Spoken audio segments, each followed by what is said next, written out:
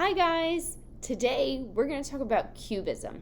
Cubism is a style of art where the subject has been deconstructed, rearranged, and put back together. So kind of like creating a puzzle.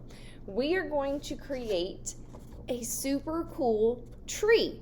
So if you look here, you're going to need a sheet of white paper, you're going to need some black paper, scissors, and a bottle of glue. If you only have a glue stick, that's okay, but the bottle of glue will help the paper stick better.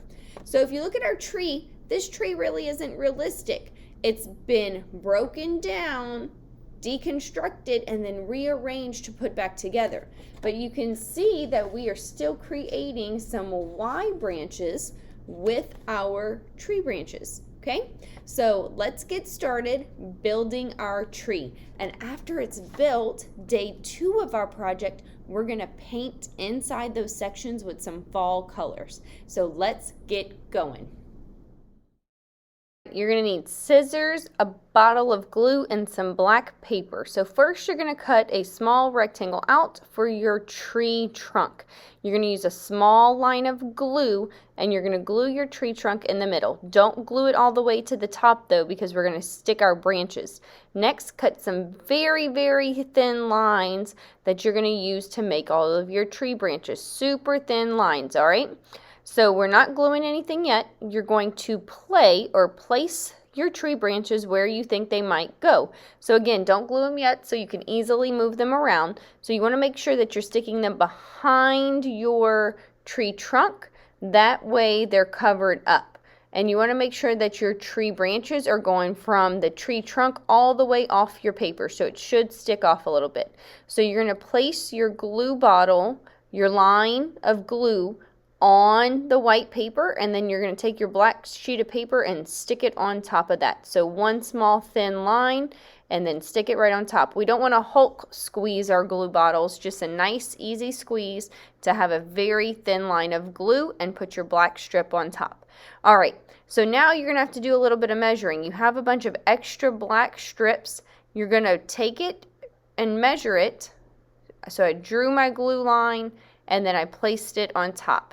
And then I'm going to draw another line. So you're trying to do diagonal lines because we're kind of thinking about making triangles.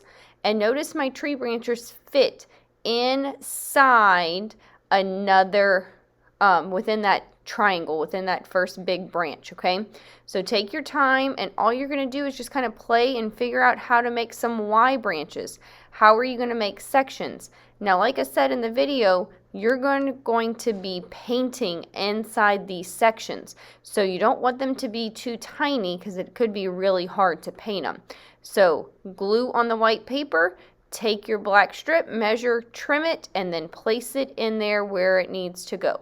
And if you think you need more branches, then add more branches. Now trim off the extra that's going around your paper and glue it down. All right, so we have our cubism tree. Now we need to paint inside of it. If you don't have paint, let's use markers so it's a nice bright color, okay? If not, let's use paint, some watercolor paint. So you're going to want to use reds, yellows, orange, green, and brown. We're going to use brown and green. That way we can paint inside and it looks like fall colors. Let's get going. All right, so I am using Temper Cakes for mine. Temper Cakes is just a little thicker paint than watercolor, but you can totally use watercolor. If you don't have paint at home, you can use crayons, colored pencils, or markers. Markers would be a really good choice to use because it'll be nice and bright. So I'm going to get my paintbrush wet in the water. I'm going to roll it around my first color, and then I'm just going to go ahead and start painting a section. So we want to make sure that we're keeping our paint, our crayons, our markers, whatever we're using to color in those sections, we're keeping it inside the black, and we really want to make sure that there's no white inside of there. So I am going to actually get all of the red done first, and then I'm going to switch colors. This will save me time with having to clean my brush, dry it off, and all that. So I'm going to speed up just a little bit.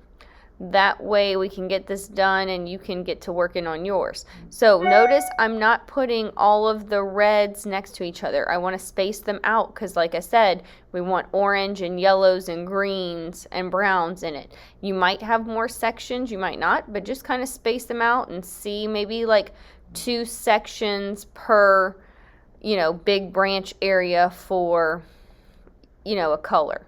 And then I clean my brush and I'm going to switch to orange, doing the same thing, taking my time inside the black lines and making sure there's no white left in those sections.